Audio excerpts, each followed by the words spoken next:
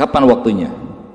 Waktunya itu masuk berkorban dari mulai setelah selesai kita sholat Idul Adha.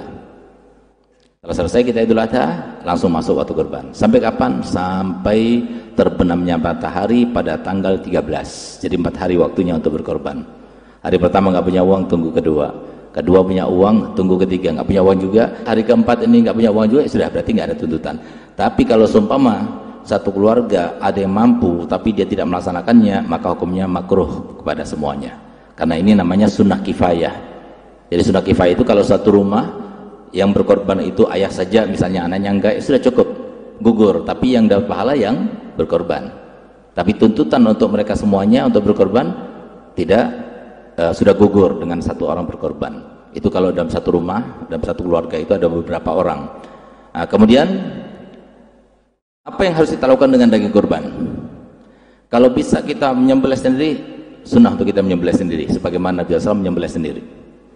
Tapi kalau kita tidak mahir untuk menyembelih, apalagi kalau takut darah, ya jangan sembelih. Kenapa? Takut sampai kelihatan darah, akhirnya pingsan. Nah, nanti kalau sudah sampai harokah mazbuha, nggak boleh lagi teruskan, sudah jadi bangkai dia. Jadi pisau itu nggak boleh lepas dari leher, sampai terpotong 2 lubang itu yang besar tuh. Nah, jadi 2 lubang yang besar itu, kalau tempatnya darah, bukan tenggorokannya.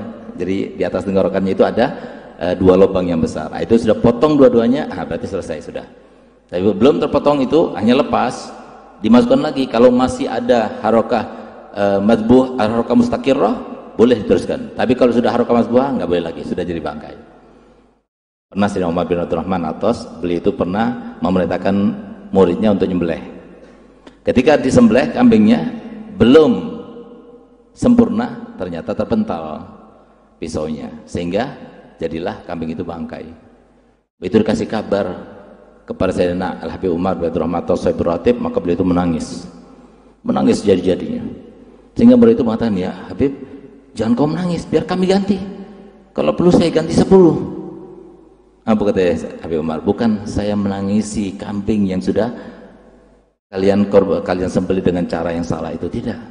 Tapi saya menangisi diri saya sendiri. Coba lihat bagaimana kambing itu sudah siapkan, bumbu-bumbunya sudah siapkan, sudah berada dalam angan-angan kita akan memakannya, tapi karena salah sedikit, akhirnya dia itu tidak boleh dimakan oleh manusia. Aku mengingat padaku bagaimana nanti aku sudah siap untuk masuk surga dengan aku taat kepada perintah Allah, tapi ternyata di akhir umurku aku berbuat salah, kemudian akhirnya aku selama-lamanya di neraka. Gak ada yang tahu. Itulah yang aku menangis, bukan karena kambingnya aku menangis, kata beliau. Nah, ini salah satu contoh ini. Nah, oleh karena jadi hati-hati.